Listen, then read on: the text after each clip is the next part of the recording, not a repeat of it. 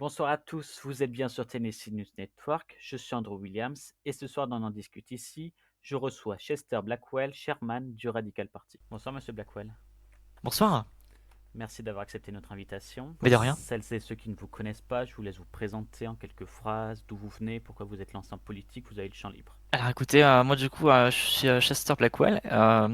Moi, mon but c'est du coup que je suis de redresser le Tennessee. Donc moi, je suis actuellement le chairman du Radical Party depuis en ce jour du coup, ce vendredi 16. Voilà, mon but c'est de redresser le Tennessee avec le Radical Party et peut-être mon possible mandat en tant que gouverneur. Alors votre parti politique a pour nom Radical, ce nom peut faire peur, comme si vous vouliez imposer votre idéologie.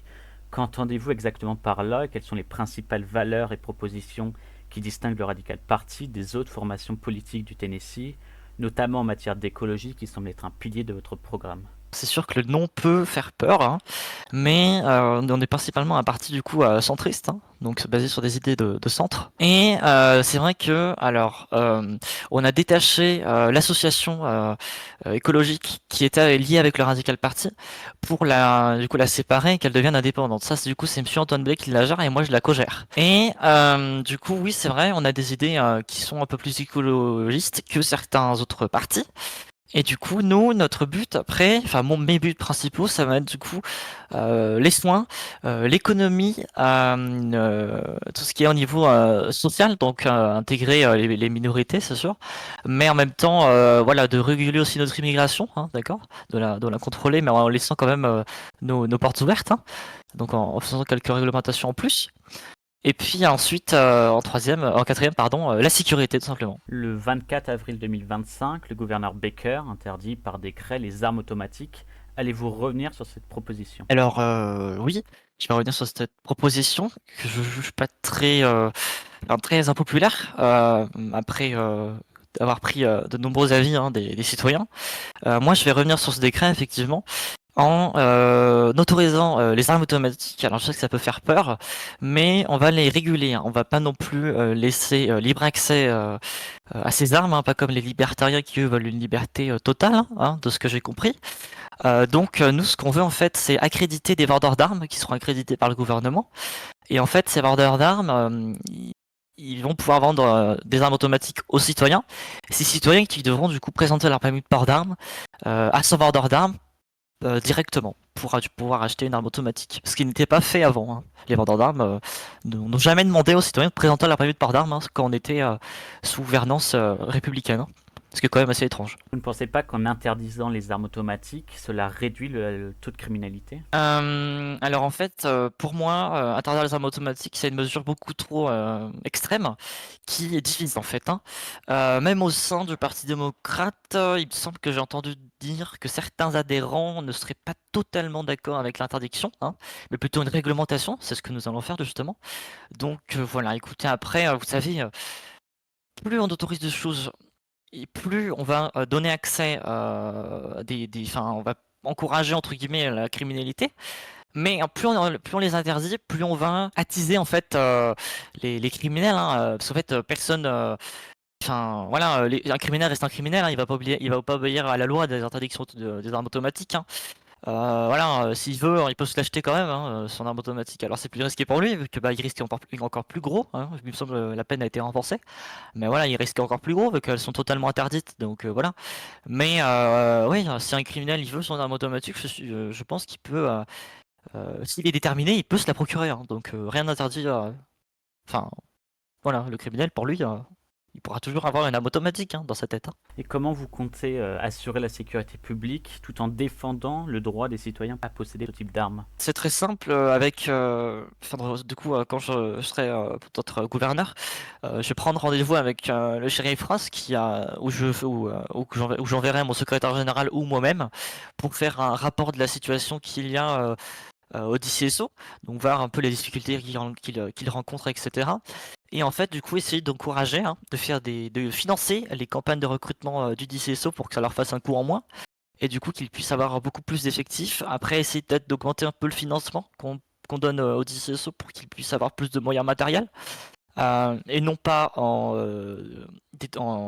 en supprimant certaines spécialisations comme la GTF, hein, comme le vol les libertariens, ce qui est quand même assez fou. Parce qu'on vit dans un monde assez hostile, que bon, ça me paraît une mesure un peu incohérente. Mais voilà, ce qu'il faut, c'est de renforcer notre sécurité. Et puis moi, après aussi, ce que je voulais, c'est encourager les citoyens aussi à rejoindre une entreprise de sécurité privée, en fait, pour que chaque citoyen puisse devenir acteur de sa propre sécurité, hein, du coup. Donc vous comptez recruter davantage de forces de l'ordre pour assurer la sécurité. Alors, je ne compte pas, j'encourage oui, les citoyens à rentrer dans le DCSO, c'est sûr. Ou même dans des services comme le NFD, le HCT, ou même, par exemple, euh, les Tennessee Towing Service, hein, par exemple, hein, tous ces types de services qui sont quand même enfin, très vital pour notre État. Hein. Sans tous ces services de base, notre État irait très mal. Votre programme a un accent particulier sur l'écologie, on en a parlé brièvement il y a quelques minutes. Vous prenez une transition plutôt rapide tout en voulant sauvegarder les parcs naturels et la végétation du Tennessee.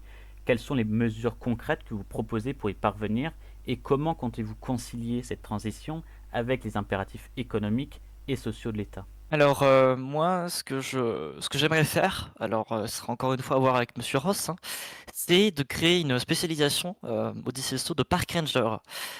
Ces park rangers, en fait, déjà, alors ils ne vont pas planter des arbres ni entretenir la forêt et les forêts ni les parcs naturels.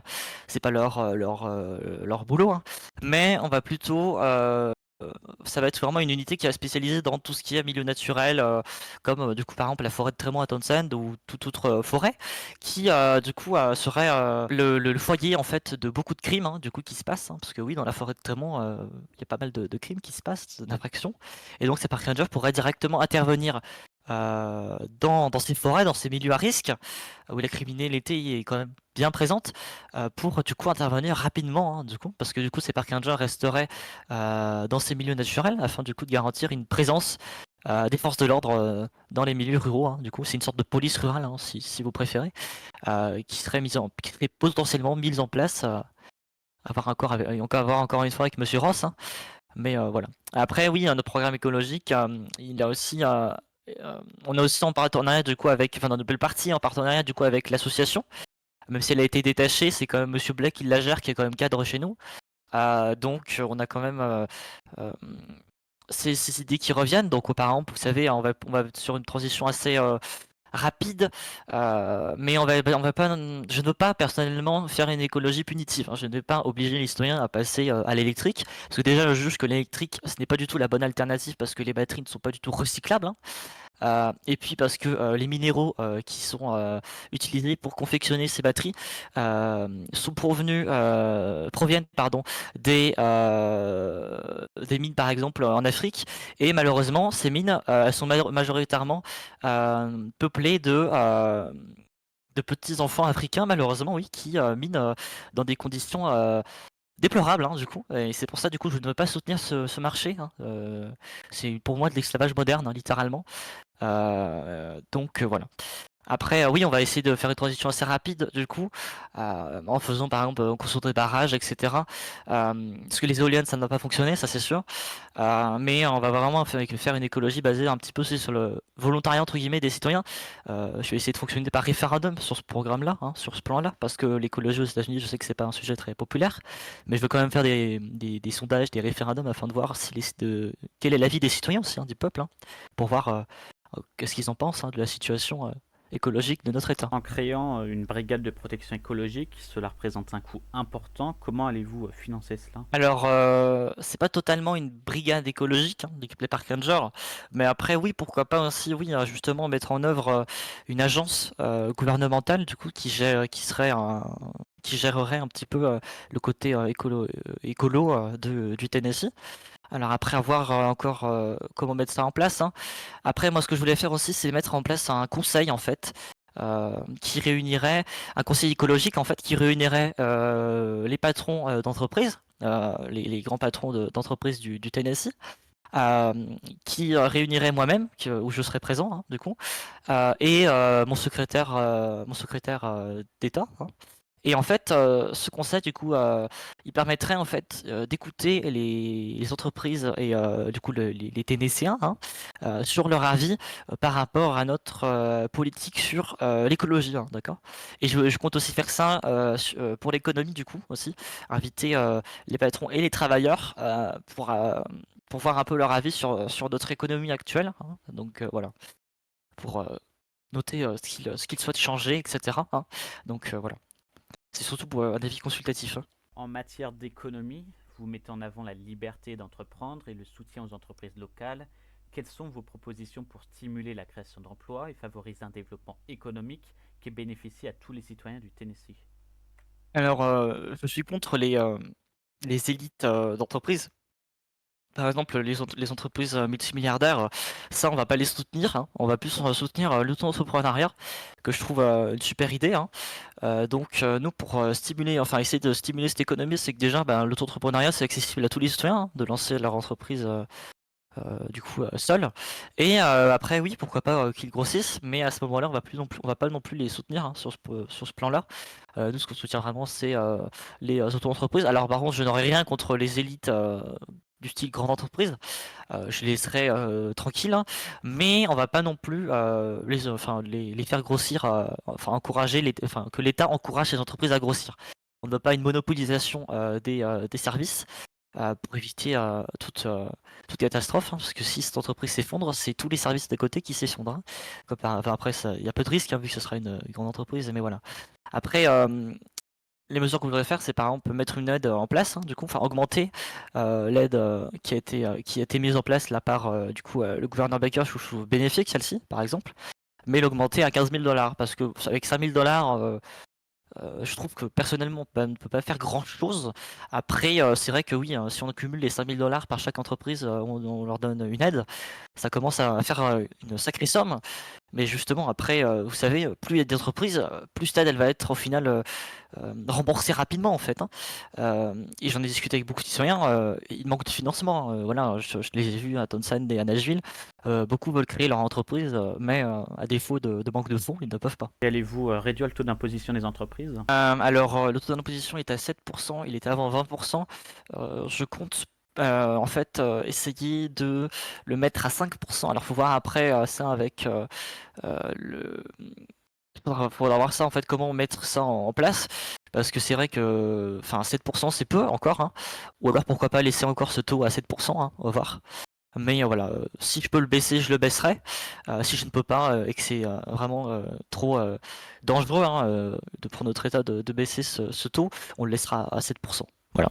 Ah, vous avez dit 7%, c'est peu, vous voulez dire c'est trop, non? Alors, bah, c'est déjà peu en fait, mais pour moi c'est encore un peu trop. Pour les citoyens, c'est vrai que c'est élevé. Pour moi, je trouve que c'est assez peu, mais vu que je prends en compte l'avis des citoyens, en fait, je souhaite le baisser justement, parce que ils trouvent encore que ce taux est assez élevé. Donc je souhaite le baisser à 5%, hein, en prenant en compte l'avis des citoyens, mais encore une fois, voilà, si c'est pas possible, on va pas le faire, hein. Mais voilà, si on peut pas, on va le laisser à 7%. C'est voilà, on ne peut pas non plus faire des mesures qui vont nous endetter encore plus.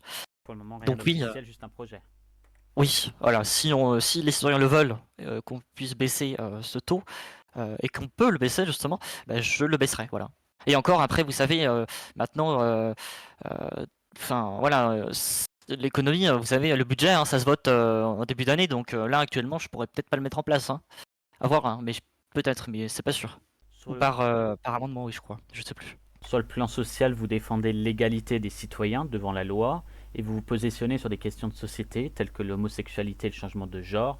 Quelles sont vos propositions pour garantir les droits et l'inclusion de tous les habitants du Tennessee et comment comptez-vous faire progresser ces enjeux dans un État où ils peuvent susciter des débats?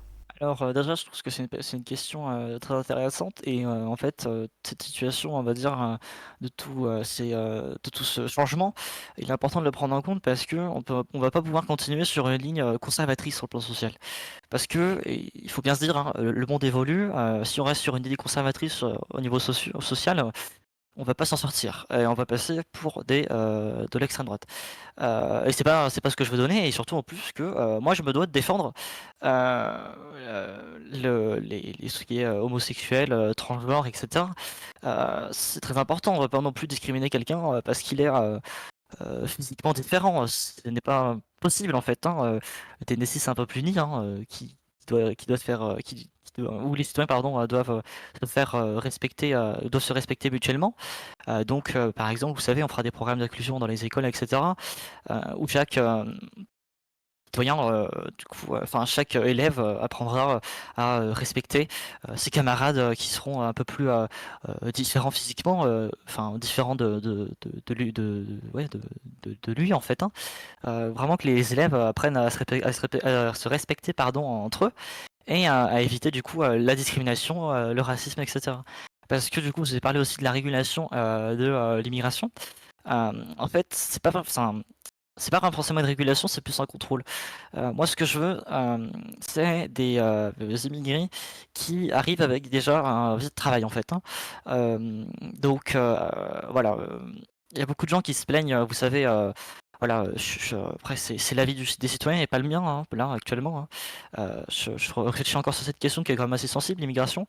Mais pour moi, je laisse encore une fois une possibilité aux immigrés qui n'ont pas de casier judiciaire et qui sont dans un cadre légal d'être sur notre sol, hein, de leur laisser la possibilité de travailler, hein, c'est légitime.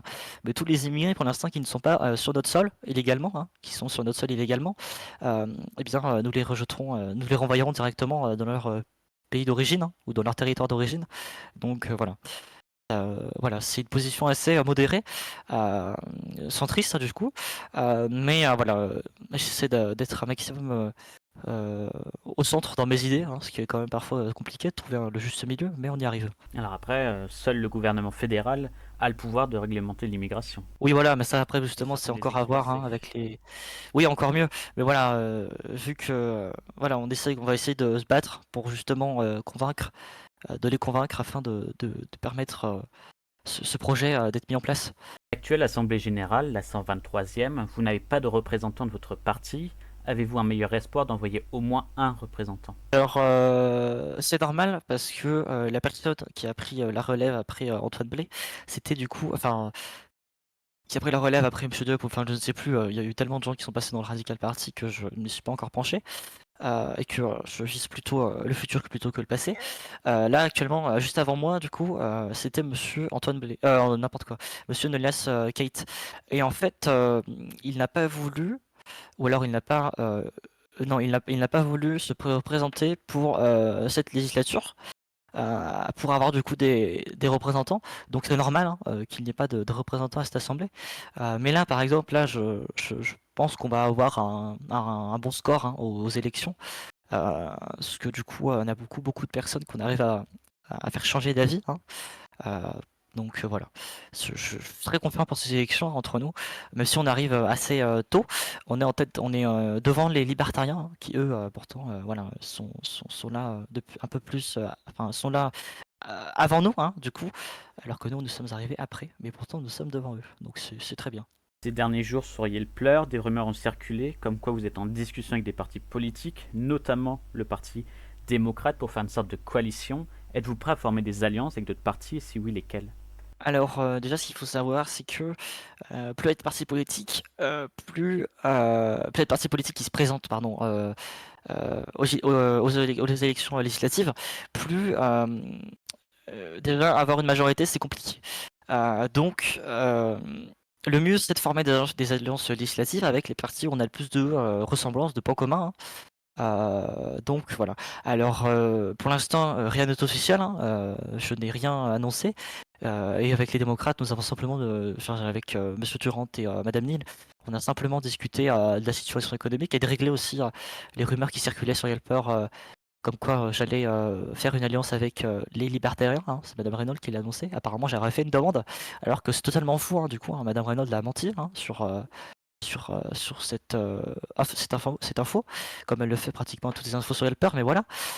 Donc, pour l'instant, rien n'est annoncé, et on verra ça aux élections législatives, hein, avec quel parti nous avons le plus de ressemblance pour potentiellement, hein, je dirais d'être officiel encore une fois, pour potentiellement former une alliance législative. Alors vous dites de centre, voire de centre droit, mais en octobre 2024, votre parti a souhaité une cohabitation avec le parti républicain sous Reynolds. Vous appelez même à voter pour Reynolds. Et en février 2025, il y a quelques mois, votre parti a appelé à voter pour le parti démocrate. N'est-ce pas contradictoire, surtout au niveau des idées qui sont complètement opposées, et n'est-ce pas aussi une forme de opportunisme politique? Alors, je vais être franc avec vous. Moi, j'ai été un petit peu déçu justement de cet événement. À cette époque-là, du coup, en février et l'année dernière, je n'étais pas encore au Radical Party, hein. Je n'étais même pas adhérent, même pas cadre, parce que du coup, je n'étais pas encore arrivé au Tennessee. Donc, ce qu'il faut bien comprendre, c'est que moi, du coup, je n'acquiesce pas du tout cette position, hein, voilà. Alors, je ne dirais pas que c'est de l'opportunisme. Euh, c'est juste qu'il y a certains, je ne sais pas si je viens de pas citer, je viens de citer personne, pardon, certains membres de la direction du parti qui ont été assez inactifs et qui ont été, oui, certes, assez opportunistes. Mais moi, du coup, ce que je veux, c'est donner vraiment un nouvel élan, hein, au Radical Party et de ne pas de ne pas donner cette vision-là, hein, du coup, d'opportunisme, comme vous l'avez bien dit. Voilà, les décisions elles vont être prises avec réflexion, hein. Alors, centre droit, ça serait quand même assez osé. Alors après, vous savez, le centre parfait n'existe pas. Alors oui, des fois, sur certaines positions, on va être de plus de tendance centre droit et des fois, on va être plus de centre gauche sur certaines positions. Donc voilà, le centre ne sera jamais, enfin, on ne pourra jamais être de centre parfait, hein. Mais voilà, après, c'est aussi temps du coup de nous définir, hein, soit centre droit, soit centre gauche. Ça sera à eux de voir. Mais voilà, moi, je suis assez déçu, je vais être franc, je suis assez déçu de ces décisions qui ont été faites, de divague sur un coup avec Reynolds et un coup avec les démocrates. J'ai été assez ouais, déçu, attristé de voir ça se passer, hein, qui est assez troublant. Donc voilà, moi, c'est pas du tout ce que je veux donner, hein, comme vision là, pour pour cette élection, hein. On va encourager personne à voter pour quelqu'un. On va vraiment s'imposer, hein, parmi les élites, comme voilà. Donc on va éviter de faire les mêmes erreurs qu'au passé, hein, parce que nous apprenons tous de nos erreurs, hein, même si c'est pas moi qui les ai commises. Le vendredi 16 mai, dans un communiqué, le Radical Party annonçait que vous aviez été élu en tant que chairman avec 95% des voix. Aucun autre membre du parti ne souhaitait être chairman. Alors oui, alors déjà, c'est moi-même qui ai voulu organiser ces élections pour vraiment faire justement un renouvellement de la direction, parce que du coup, au vu justement de la position assez opportuniste de certains, voilà, j'ai voulu refaire un petit peu la direction. C'est pour ça du coup que j'ai demandé au cadre et au reste de la direction, hein, notamment le chairman, l'ancien chairman qui était du coup Monsieur Kate, de voir si on pouvait organiser des élections internes au niveau de la présidence du parti. Ils ont tous accepté l'idée et je suis allé voir les cas, je leur ai dit est-ce qu'il y a quelqu'un déjà qui voudrait se présenter à la présidence à part moi. Personne ne souhaitait. Donc après, j'ai proposé aux adhérents. J'ai eu deux personnes qui souhaitaient prendre, non, une personne qui souhaitait prendre la présidence. Malheureusement, quand c'est une personne récente qui arrive il y a une semaine, on ne doit pas prendre ce risque de mettre une personne qui arrive il y a même pas une semaine à la présidence du parti. Donc voilà. Par contre, vu que j'étais le seul candidat, j'ai quand même fait un sondage interne du coup, hein, au parti, où il y a eu du coup à 60 et quelques pourcents de participation des adhérents, ce qui est quand même énorme. Et donc voilà, ils ont pu répondre par oui, par l'abstention et par non. 95% de oui et 5% d'abstention, donc c'est démocratique, hein. Je voulais voir déjà si les adhérents acquiesçaient mon poste en tant que chairman, hein, parce que du coup, voilà, c'était ça qui me tenait à cœur de voir aussi si les adhérents, eux, voulaient de moi, hein, à la présidence, et ils ont répondu à 95% de oui, hein. Je précise qu'il n'y a pas eu de trucage, hein, parce que je sais que ça va tourner comme rumeur, hein, parce que c'est vrai qu'avoir un taux aussi élevé, ça peut paraître étrange, mais voilà, on a contrôlé les votes, les cadres aussi, donc voilà, chacun a pu donner son avis aussi au niveau de ça. Donc voilà.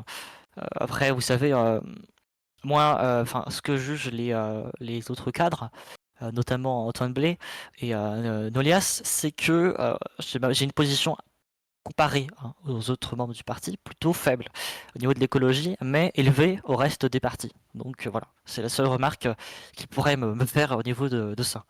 Mais vous aurez pu prendre le risque de faire une élection avec la personne ayant rejoint le parti récemment, projet contre projet. Les adhérents auraient sûrement voté pour le projet le plus sérieux, donc peut-être pour vous. Oui, après vous savez, tout peut arriver, hein, voilà. Voilà, donc on ne doit pas prendre de risques. Et puis voilà, le règlement interne aussi, voilà, il le dit, hein, on va pas non, voilà, les adhérents doivent être présents normalement depuis un mois, hein, donc voilà, pour s'investir après dans la direction, hein. Donc voilà. Un sondage récent indique que 55% des sondés se disent non satisfaits du bilan du gouverneur Baker. Comment interprétez-vous ce résultat? Quel bilan tirez-vous du gouverneur Baker? Alors au début, la politique de Baker au niveau social, je la supportais, hein, du coup, c'est ce qui est retrouvé dans mes idées. Simplement, moi, du coup, et ce qui a déçu la majorité, je pense, des Ténésiens, c'est la position sur les armes automatiques, qui est du coup de les interdire totalement. Euh, alors, par contre, au niveau interne, chez les démocrates, je pense qu'ils sont très heureux et ils ont raison d'être contents pour l'interdiction des armes automatiques. Mais je trouve que cette mesure était un peu trop extrême et qu'ils auraient dû avoir une position plus modérée comme la nôtre pour éviter de manquer au sondage, hein, du coup, hein.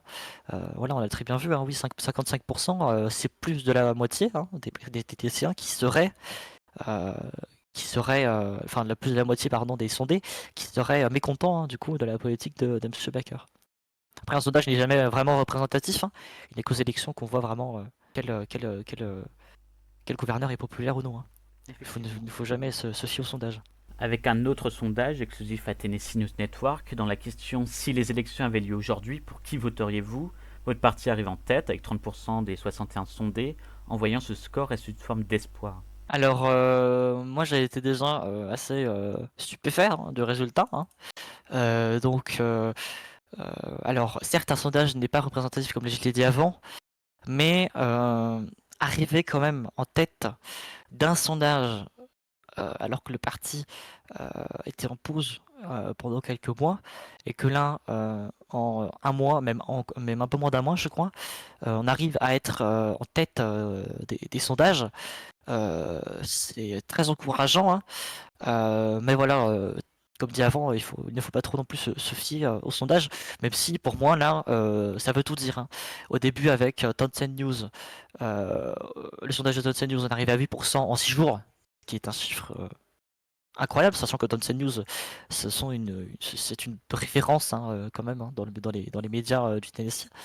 Et là, avec le vôtre, on a bien pu voir que l'évolution était cohérente, hein, du coup, hein. Parce qu'avec 3-4 semaines environ de redressement, on arrive à 30%. Et donc, ce qui nous fait environ, oui, voilà, 30% si on fait 3 x 8 ou 3, voilà, ou 4 x 8, voilà, ça nous fait environ c'est ma présidence. Donc, oui, hein, tout peut être prêt, hein. Là, on est déjà préparé en fait, hein. Voilà, je comptais, enfin là, dans la semaine, mon programme là, il est fini, il n'y a plus qu'à le diffuser, hein, voilà. Enfin, voilà, le diffuser au moment venu, bien sûr. Donc voilà. Tout ce que j'attends maintenant, c'est les élections et les résultats des votes. Quels seraient vos projets pour les premiers jours en tant que gouverneur? Alors moi, ma priorité déjà, ça va être de remettre les armes automatiques. Et puis après, d'établir du coup le conseil, euh, le conseil du coup au niveau de l'écologie, du coup qui réunira du coup des personnes assez influentes dans le Tennessee pour voir de ce qu'ils en pensent sur notre plan du coup écologique. Et ensuite du coup de mettre en place le conseil économique, hein, du coup, réunissant du coup les patrons du Tennessee pour vraiment voilà, prendre en compte l'avis de ces personnes qui donnent vie à notre État, hein, parce qu'on peut pas on peut pas concevoir un État sans prendre l'avis du peuple, donc c'est pour moi ma priorité. Établissez-vous dès à présent la liste des représentants du Radical Party? Alors, au niveau de la liste des représentants, c'est assez particulier en fait chez nous, vu que nous sommes là vu que nous avons repris l'activité il y a quelques semaines. C'était assez compliqué au début, je vous avoue, de trouver des représentants compétents, hein, pour ne pas citer les anciennes législatures où nous avons été présents qui étaient catastrophiques au niveau de la présence, hein, ça c'est sûr. Et c'est ce que je veux changer justement. En fait, si je suis élu gouverneur, ça sera Monsieur Antoine Blais ou Andrew Baker qui sera à la tête du groupe. Si je ne suis pas élu gouverneur, Eh bien, ça sera moi-même qui sera du coup à la tête du groupe législatif. On avait déjà fait ça, le Radical Party a déjà fait ça pour les anciennes élections et ça a très bien fonctionné, hein. Donc voilà, je vais rester sur ce plan.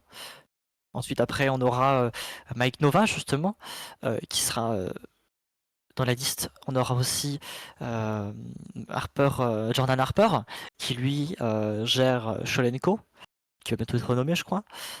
Et on a aussi, du coup, Hayden Lockwood, qui sera peut-être notre suppléant, euh, à voir encore une fois. Mais voilà, normalement notre liste elle est bien bâtie. Ensuite aussi nous avons Nolias, hein, qui pourrait peut-être revenir, bah, pas en tant que chef de groupe du groupe législatif parce que voilà, il est assez, enfin voilà, avec les histoires qu'il a eu, on va éviter. Euh, donc voilà, ça va être assez. Euh, bon, on est encore en train de regarder, hein, mais en fait, voilà, la position serait ça en gros, hein. Si je ne suis pas élu gouverneur, on me met à la tête du groupe. Et donc après, ça sera Antoine Blais.